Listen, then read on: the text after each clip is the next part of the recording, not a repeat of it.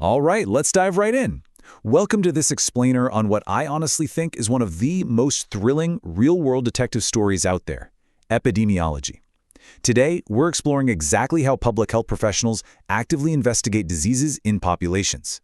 It's a high-stakes world where understanding the spread of a pathogen can quite literally save lives.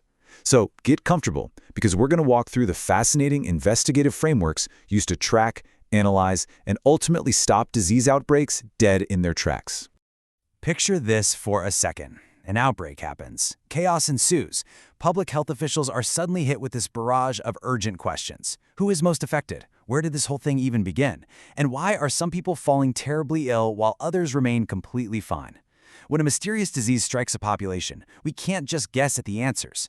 To make sense of all that chaos and find the culprit before it's too late, professionals use a very specific, highly systematic set of tools to crack the case. So, Chapter 1. The Disease Detectives. To answer these life or death questions, epidemiologists step into the role of disease detectives. And just like any good detective working a major case, they can't just rely on a gut feeling. They rely on a highly structured methodology, using three main approaches. First up is descriptive epidemiology, which asks the basics: who is affected, where, and when. Second, we have analytical epidemiology, which digs deeper and asks, why did this occur and what are the risk factors? And third, experimental epidemiology, which tests our solutions by asking, does this intervention actually reduce the disease? These three approaches, they work together perfectly in a complete investigation, taking the initial panic of an outbreak and transforming it into actionable science.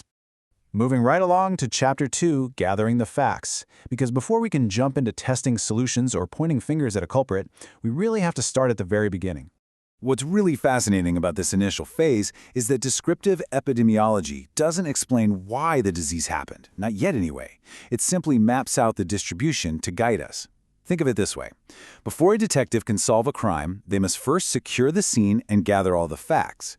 Descriptive epidemiology is exactly that. It's the crucial fact-gathering phase that creates a clear picture of how the disease is spread out across a population. Without this foundation, the rest of our investigation would literally have no starting point. To build this picture, we use a super straightforward three-part framework: person, place, and time. For person, we look at characteristics like age, sex, or occupation to see who's vulnerable.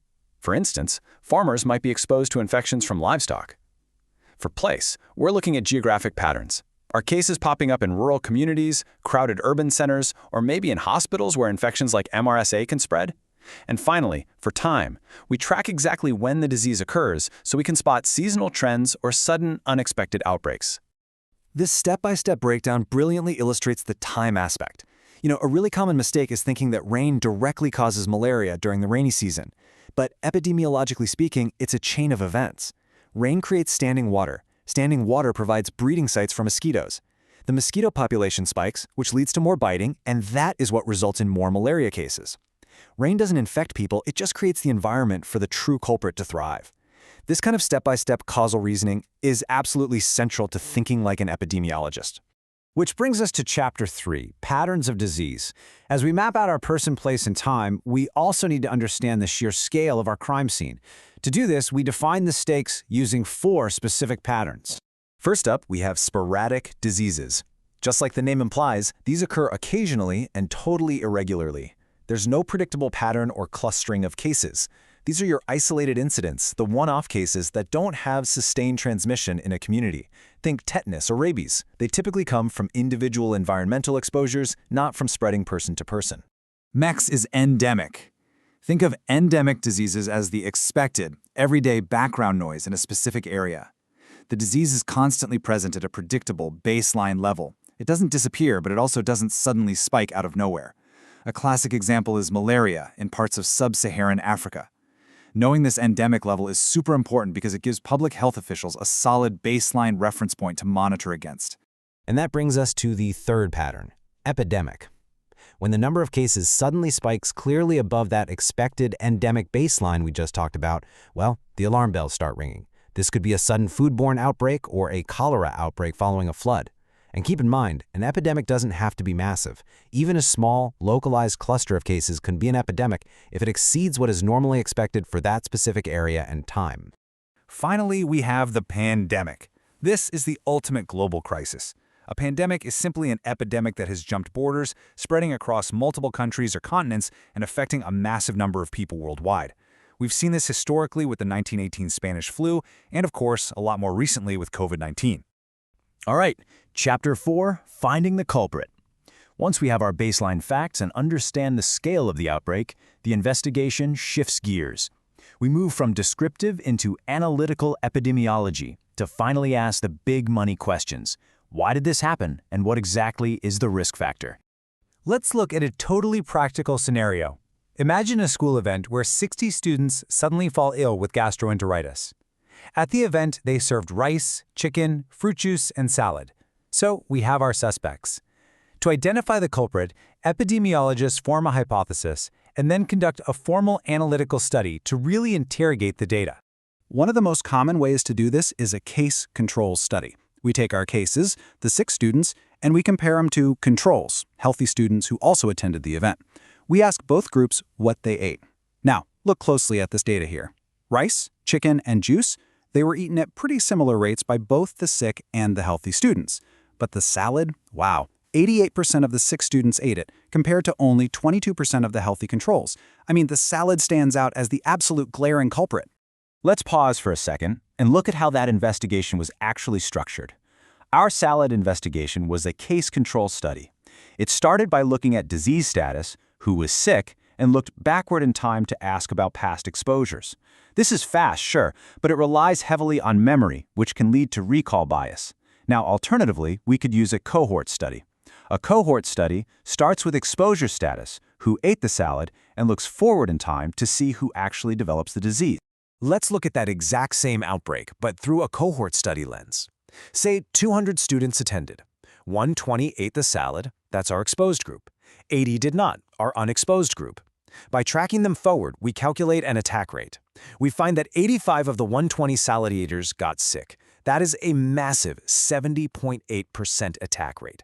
Meanwhile, only 5 of the 80 non-salad eaters got sick, which is just a tiny 6.3% attack rate. From this cohort data, we can calculate what's called the relative risk. By dividing that 70.8% by 6.3%, we get 11.2. What does that mean? It means students who ate the salad were over 11 times more likely to get sick than those who didn't. In the world of analytical epidemiology, an 11.2 times relative risk is basically a smoking gun. Chapter 5. The Vital Crime Lab. Because finding a smoking gun on paper, that's great for theory. But detectives out in the field are absolutely nothing without their forensic experts back at the lab. This is where we bring in the medical laboratory scientists. Truly, they are the unsung heroes of public health. They aren't just passive observers. Their work is woven into every single stage of this entire epidemiological process. They are the ones turning our observational theories into undeniable, hard biological proof. Just think about what they contribute for a second. During the descriptive phase, they confirm accurate diagnoses so we actually know what disease we're dealing with. In the analytical phase, they identify the exact pathogens in the food, like physically testing that salad, and track pathogen strains to link cases to a single source. They monitor how antimicrobial resistance is changing out in the world. And when we move to experimental epidemiology, they're the ones measuring immune responses in vaccine trials to prove that a new public health intervention actually works. So, to wrap this whole shebang together, when a mysterious disease strikes, it takes incredible, multidisciplinary teamwork to protect the public. It starts with descriptive epidemiology, mapping the facts out. Then, analytical epidemiology steps in to find the culprits. Experimental epidemiology tests the solutions, like vaccines and drugs. And underpinning all of it, literally every step, is the laboratory, providing the hard, biological proof we need. But I do want to leave you with a final thought to chew on. Even if you run a brilliant analytical study and find a really strong statistical association, say between a specific cafeteria and an illness, the job isn't quite done. You always have to ask yourself, what other explanations must you rule out before declaring the case truly closed? Was there a sudden change in cleaning protocols? A seasonal shift? Because in the high-stakes world of disease detectives, correlation doesn't always equal causation, and the search for the absolute truth, well, it never really ends. Keep questioning, keep analyzing, and hey, thank you so much for joining me on this explainer.